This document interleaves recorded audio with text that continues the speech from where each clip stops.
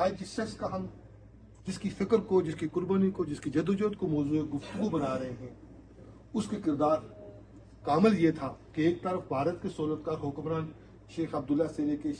بخشی غلام محمد سے لے کر وہاں اقتدار میں قابض تھے، دوسری طرف معذرت کے ساتھ 1947 میں جو ہمارے آباء و اجداد تھے، بزرگ تھے، وہ لوگ یہاں پاکستان کی حکمرانوں کے آگے ان کی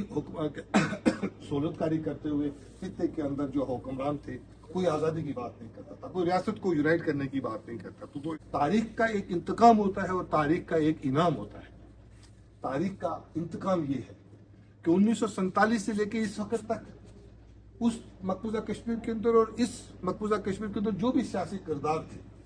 آج اب سب ہم بھائی ہیں، ہم ایک ہی گھر کے لوگ ہیں، ہم ایک ہی دھرتی کے لوگ ہیں.